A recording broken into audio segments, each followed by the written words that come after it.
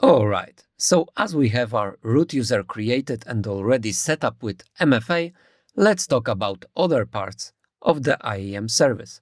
So for sure, another part is of course users. As mentioned, root user by default is created with account, and this is the administrative privileges to it. But we can also create another users and of course attach administrative permissions also. The good approach is usually to don't use root account too much, but create a specific account for ourselves. So we will firstly go to users and we will create a new user, and in the meantime we will know about some other things like groups or policies in IAM. So let's create a user. Let's give it some kind of a name. I will do briefly.test.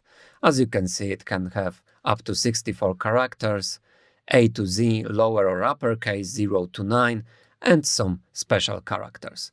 We will check this box, provide user access to the AWS Management Console, so we will be able to log in to this particular console using this user, because you don't have to give those permissions to the user. The user can, let's say, only use CLI and then have those access key ID and secret access key generated. So we will click that, and here I want to create an IAM user. There is another option using Identity Center, which we will not talk about, and we will stick to IAM itself. We will choose auto-generated password. We can also create a custom one, but auto-generate will be fine, and we will leave this box checked by default so that each new user created after first login, he or she needs to change the password. So let's go next. Here, permissions options. We didn't talk yet about permissions and policies. We will do that in the coming videos, but the idea is to give the necessary permissions for a specific users that they can do what they need to do in our AWS account. And also group is a concept of grouping those permissions and then user inside of the groups so that we can easily manage them. For now, we will leave it as is, and we will click create user.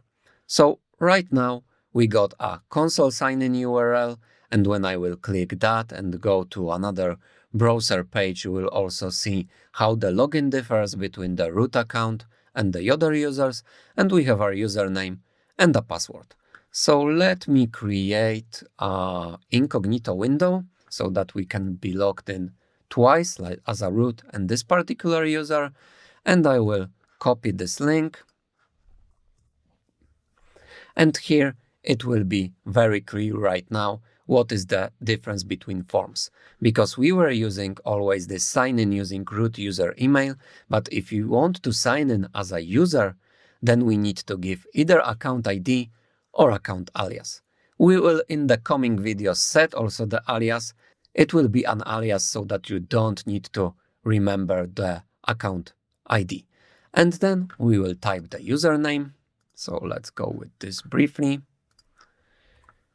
.test, and let's go with the password, and let's sign in. So we are signed in, and as we choose, the password needs to be changed at the first login. So let me create a new password, and now we will be logged in to our account. We are getting those tooltips here because it's a first login for us.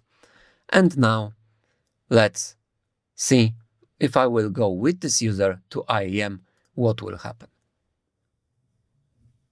So you can see right now that there are a lot of access denied here. So this is where those permissions and policies come in. So let's stick with that on this video and go to another one where we will discuss those policies and later groups.